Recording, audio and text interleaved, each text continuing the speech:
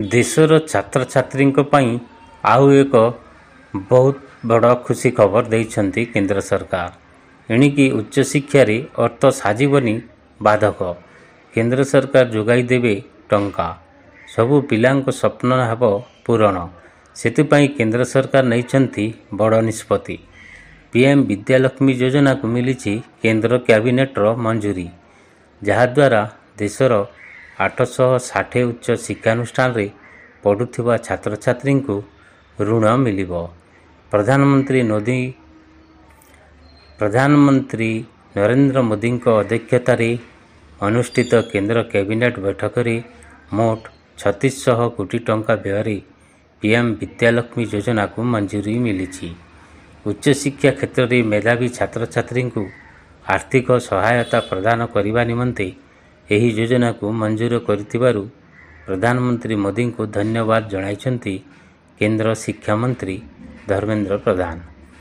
ପ୍ରଧାନମନ୍ତ୍ରୀ ବିଦ୍ୟାଲକ୍ଷ୍ମୀ ଯୋଜନା ପାଇଁ ଯୋଗ୍ୟତା ନ୍ୟାସନାଲ ଇନଷ୍ଟିଚ୍ୟୁସନାଲ ର୍ୟାଙ୍କିଂ ବା ଫ୍ରେମୱାର୍କ ଆଧାରରେ ଦେଶର ଶ୍ରେଷ୍ଠ 860 ଉଚ୍ଚ ଶିକ୍ଷାନୁଷ୍ଠାନରେ ନାମ ଲେଖାଇଥିବା ଛାତ୍ରଛାତ୍ରୀଙ୍କୁ ପ୍ରଧାନମନ୍ତ୍ରୀ ବିଦ୍ୟାଲକ୍ଷ୍ମୀ ଅଧୀନରେ ଶିକ୍ଷା ଋଣ ପ୍ରଦାନ କରାଯିବ, ଯେଉଁଥିରେ ପ୍ରତିବର୍ଷ 22 ଲକ୍ଷରୁ ଅଧିକ ଛାତ୍ରଛାତ୍ରୀମାନେ ସାମିଲ ହେବେ।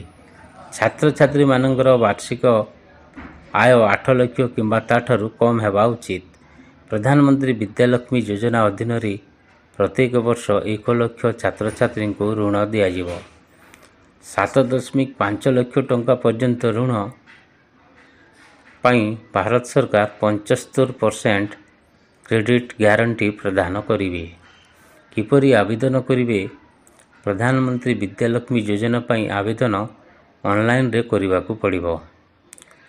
ଅଶ୍ୱିନୀ ବୈଷ୍ଣବ କହିଛନ୍ତି ଯେ ଡିଜିଲକର ଭଳି ମାଧ୍ୟମରେ ଏହାର ଯାଞ୍ଚ କରାଯିବ।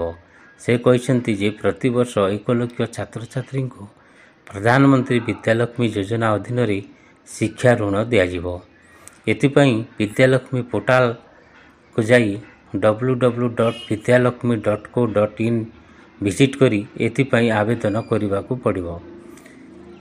ଶ୍ରୀ ଧର୍ମେନ୍ଦ୍ର ପ୍ରଧାନ ଏ ସମ୍ପର୍କରେ ଟ୍ୱିଟ୍ କରି କହିଛନ୍ତି ଯେ ଭାରତର ପ୍ରତିଭାବାନ ଯୁବକ ଯୁବତୀମାନଙ୍କ ପାଇଁ ଏକବିଂଶ ଶତାବ୍ଦୀର ସାର୍ବଜନୀନ ଉଚ୍ଚଶିକ୍ଷା ଉପଲବ୍ଧି କରାଇବା ହେଉଛି ପ୍ରଧାନମନ୍ତ୍ରୀ ମୋଦିଙ୍କ ଗ୍ୟାରେଣ୍ଟି। 3600 କୋଟି ଟଙ୍କା ବ୍ୟୟରେ ପିଏମ୍ ବିଦ୍ୟାଲକ୍ଷ୍ମୀକୁ ମଞ୍ଜୁରୀ ଦେବା ଦ୍ୱାରା ମେଧାବୀ ଛାତ୍ରଛାତ୍ରୀଙ୍କ ପାଇଁ ଉଚ୍ଚଶିକ୍ଷା କ୍ଷେତ୍ରରେ ଥିବା ପ୍ରତିବନ୍ଧକ ଦୂର